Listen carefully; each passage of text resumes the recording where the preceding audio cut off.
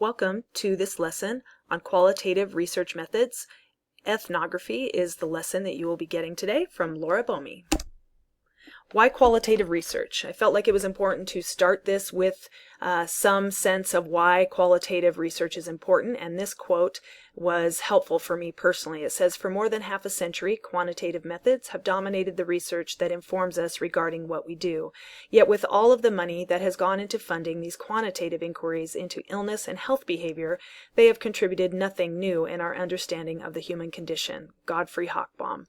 This quote will hopefully permeate this particular lesson for you to help you understand that the in-depth nature of an ethnography allows you as a researcher to fully understand the experience of a culture or group. So what is an ethnography? It is qualitative research, as I mentioned. It studies the culture of a distinct group within society. The distinct group of people have usually been together over an extended period of time and have similar beliefs, attitudes, behaviors, and language. And an ethnographic research originates from the academic disciplines of anthropology and sociology. Additionally, ethnography has these characteristics. It seeks to understand how natives organize their knowledge and practice. It investigates the practice in, of, and as specific organizations, workplaces, or activities. So it's basically trying to understand the experience of a particular culture, whether it's a culture different than your own, or your workplace, or a particular activity that is done by a group of people. It focuses on what is called ordinary conversation or talk-in interaction. It is heavily interactive as a research method.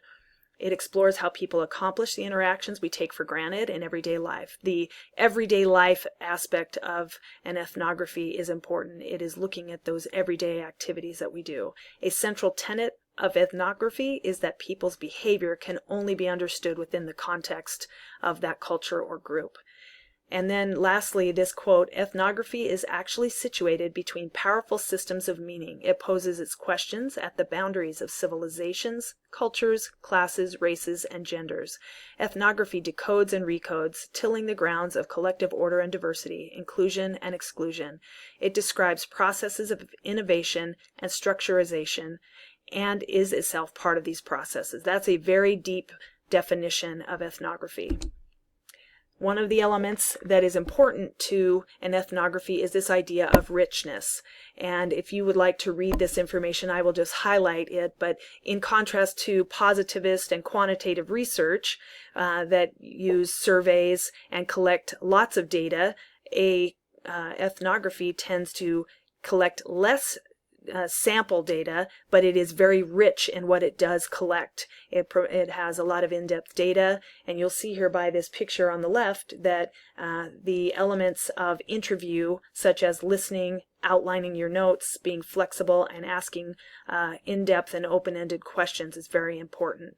And it mentions here that while a survey or quantitative data provides a broad set of information, an ethnography will allow rich holistic case studies and can provide deep understanding or a thickness in terms of our way of looking at the cultural elements of this group that you're studying. Here is an example, and this you'll see later as one of the videos you can watch if you'd like. This gentleman here is a researcher, and he has found this sign that he's decided to sit under and violate many of the things that it says. It's a shopping mall, and it says a bunch of things about things you cannot do. And he was doing a study on what's called cultural trespass. There are 3 areas he studied, but one of them was cultural trespass. And so one of them you'll see in the highlighted things here, not to be on skates or bicycles. So of course he has his bicycle, not to be drinking alcoholic beverages, and of course he is doing that, and not consuming anything that is illegal to consume. And so you will notice that this is just an example of an ethnography type of study where he is immersing himself into the study that he is doing. The history of ethnography, it dates all the way back to ancient Greece, and Herodotus, that was the father of history, and wrote a tome called the History in 500 AD. going from there, there were conquistadors that colonized the Americas that also spent time studying early Latin and Native Americans and documenting in their way at the time what that experience was and immersing themselves. More recently, contributors in the 1800s were Henry Louis Morgan, Edwin Tyler, and Franz Boas, who all were American anthropologists and studied different groups, the Iroquois by Morgan, and then Tyler expanded the definition of culture, and then of course Boas expanded even further with emphasis on linguistics, archaeology, and socio-cultural and physical aspects of cultural exploration. Data collection and ethnography is, as I mentioned a little bit before, is observation and interview and full immersion in that culture or group. And here are some of the process steps. You determine if an ethnography approach will answer your research question by familiarizing yourself with a sample ethnographic study. So go study what other people are doing to see if you can come up with a sample question or style that fits what you are trying to do. Then once you've done that, you find a distinct cultural group within a society that you are interested in studying. You have to gain entry to the cultural group via a gatekeeper or some trusted source. Then you become immersed in the everyday life of the group in the field for extended periods of time. So you do have to take time to do this type of study. You gather data primarily as extensive observations and interviews. It is recommended to at least get 20 or more people in the group and use journals and documentation to support. The next step, once you have done your data collection, is the data analysis. The researcher will then develop and maintain a system for documenting field notes. The researcher will immerse themselves in the field notes just as they did in the data collection, and they will transcribe the interview notes and the journals and any other documents. So it's quite intensive in terms of getting all the information that you have collected and transcribing it and putting it into a usable format. The researcher will categorize major themes that describe the group culture and then identify patterns of behavior and attempt to theorize their findings. The researcher will develop a final report that describes the researcher's experience with thick, rich description and allows the reader to experience the culture without having been there. And this is very important. When you read an ethnographic study, you should feel like you are in that context. And then lastly, the report is usually written in a narrative story-like fashion, which would help the reader to become part of that cultural context. Some example research questions. What is the culture of blank? So for example, whatever the culture or people you are studying, such as Mexican immigrants. What is it like to be a blank, such as a member of a particular group you are studying, such as homeless veterans? And here are some questions that I found in ethnographic studies. How do first-generation high school graduates access a college-level experience? The example here is to seek to understand this group's experience from being a first-generation high school graduate. And then the last one here is, how does participating in mandatory advising activities in a college setting benefit an at-risk or probationary student? And each of these has, these last two especially, give you examples where you specifically target a group. So for example, first-generation high school graduates or at-risk students. And then you target it to a specific kind of action. So in the first one, it's access to college experience. That was the action. Or participate in advising. That would be the second. And then you try to explore or seek to understand that particular experience for that group.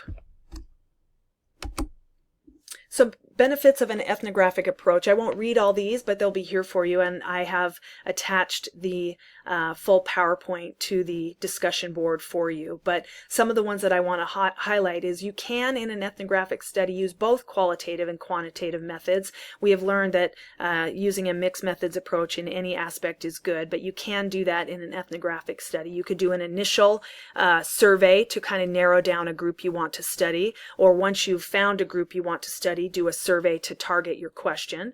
But other things you might want to consider is just instead of methods, the types of approaches include a holistic approach. There's heavy epistemological properties, which means your worldview. The study is of social, cultural contexts and processes and meaning. So creating meaning is very important. And then, as I've mentioned, the type of study is heavily dependent on fieldwork, and it needs to be carried out by individual investigators or a team of investigators.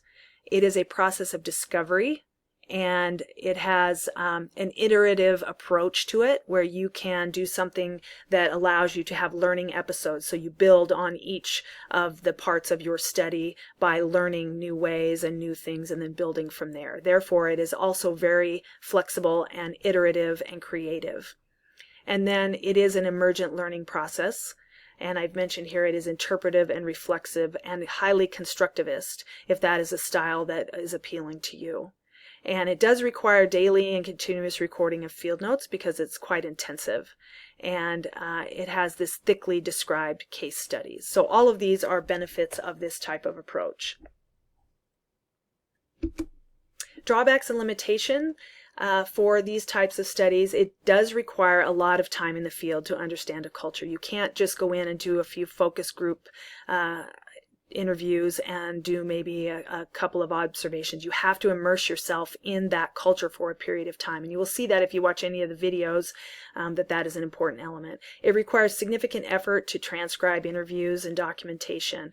The final report, the narrative style, might be difficult for those who are reading if they're not used to it, or for you as a writer. The researcher, these last two, is at risk in these kinds of studies because they may become too enmeshed in the research and lose their impartiality and have increased bias. And they also, as a result of that, may have some ethical challenges that may negatively impact the group of people or the research findings for the culture being studied. Some example ethnographies I've listed here. One is a Latino student experience. One is an immigrant legal status experience. And one is a literacy and adolescent girls. Again, this will be in the PowerPoint that's attached. Some resources that would also be helpful here. If you open the attached PowerPoint, there are specific toolkits and guidebooks that I have provided for you if you are interested in this type of research. And lastly, I've given you a video selection here, and I will explain a little bit about each of them if you want to watch one. I would recommend picking any one of these.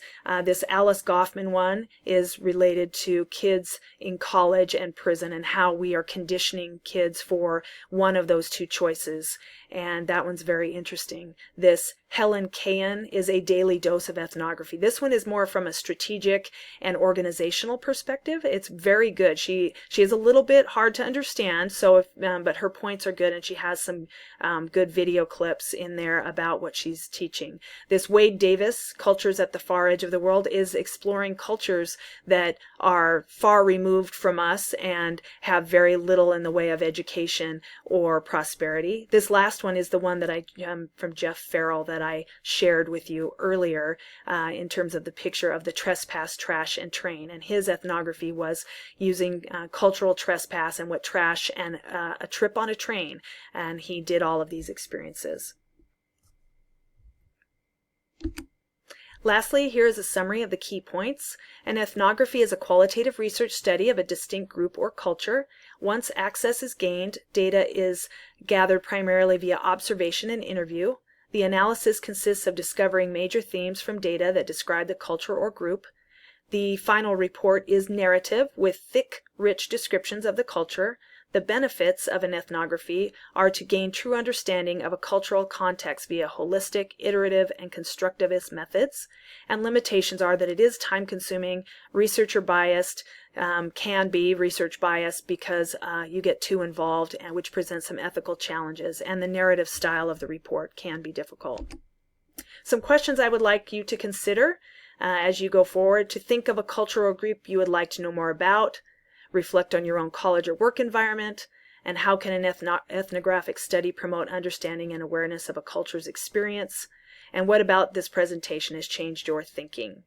if you are interested in this approach, take a few moments to think about a study that would make sense for you and how you might answer these questions. Lastly, I have a quiz. If you click on the link, you'll have to open the attached PowerPoint. It will take you to a quiz, and you will be able to learn. It's only 5 questions. Learn what you do or don't know, and then I can send you the results. I appreciate your time, and thank you very much for your effort on this lesson about ethnography.